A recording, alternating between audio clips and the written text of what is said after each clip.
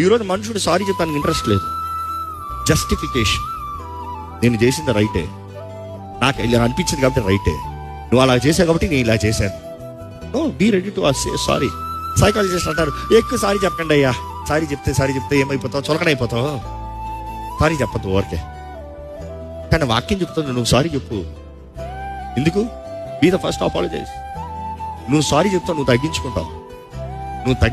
వారి దృష్టిలో నువ్వు నీచంగా అల్పంగా కనబడచ్చేమో, దేవుని దృష్టిలో ఘనంగా కనబడుతున్నావు. నువ్వు సారీ చెప్పిన దానికి వారిని నేను టేక్ ఇట్ ఫర్ ఈజీ తీసుకొచ్చామో, అక్కడ ప్రమోషన్ కలుగుతుంది. జాగ్రత్త. ఎందుకంటే నువ్వు సారీ చెప్తాను, నీ హృదయ శుద్ధిని కాపాడుకుంటున్నావు.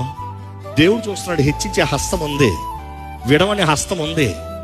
నువ్వు నేరం చేయకపోయినా కూడా వెళ్ళి నువ్వు సమాధాన పడు. నీ సహోదరుడికి నీ మీద ఉంటే నువ్వు వెళ్ళి సమాధాన పడు, నువ్వు వెళ్ళి సారీ అడు.